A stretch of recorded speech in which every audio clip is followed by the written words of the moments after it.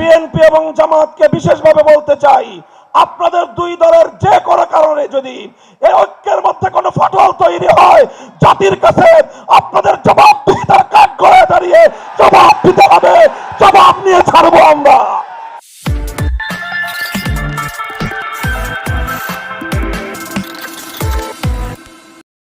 আগামীর বাংলাদেশে একটা দৃষ্টান্ত স্থাপন করতে চাই। আমাদের যে অভিন্ন লক্ষ্য আল্লাহর দ্বীনকে বিজয়ী করা, আল্লাহর জমিনে খেলাফত প্রতিষ্ঠার যে সংগ্রাম, এই সংগ্রামে আমরা ইস্পাত কঠিন একটি ঐক্য গড়ে তুলতে চাই। আমাদের মধ্যকার অতীতের অনেক তিক্ততাকে আমরা পিছনে ফেলে বাংলার বর্তমানে বাস্তবতাকে সামনে রেখে, জাতির চাহিদাকে সামনে রেখে আমরা ঐক্যের ভিত তৈরি করেছি। আমি আজকের এই বিশাল সমাবেশকে লক্ষ্য করে জিজ্ঞাসা করতে চাই, জাতীয় নেতৃবৃন্দ যদি ইসলাম প্রতিষ্ঠার সংগ্রামকে সামনের দিকে অগ্রসর করবার জন্য ঐক্যবদ্ধ কোনো কর্মসূচির ঘোষণা করে, টেকনাফ থেকে তেতুলিয়া আপনারা সকল ভেদাভেদ ভুলে গিয়ে কাঁধে কাঁধ মিলিয়ে রাজপথে একসঙ্গে ভূমিকা পালন করার জন্য প্রস্তুত থাকবেন কিনা?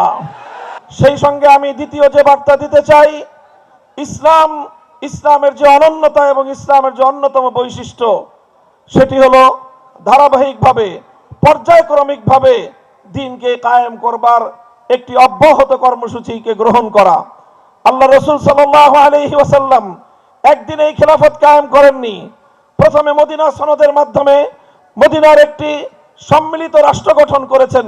পর্যায়ক্রমে রাসূল আকরাম সাল্লাল্লাহু আলাইহি ওয়াসাল্লাম পূর্ণাঙ্গ খেলাফত কায়েমের দিকে তিনি অগ্রসর হয়েছেন।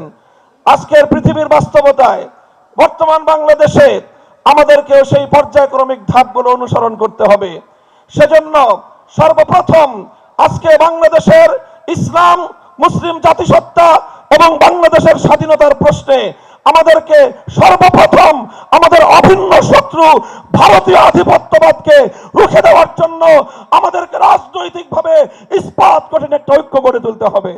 ভারতীয় আধিপত্যবাদ রুখে দেওয়ার জন্য আমাদের যে ঐক্য করতে হবে, সেখানে যেভাবে আমাদের ইসলামপন্থীদের বলিষ্ঠ ভূমিকা থাকতে হবে, ঠিক তেমনি ভাবে জাতীয়তাবাদী সহ দেশপ্রেমিক সকল শক্তিকে ঐক্যবদ্ধ করে এই আধিপত্যবাদকে আমাদেরকে রুখতে হবে।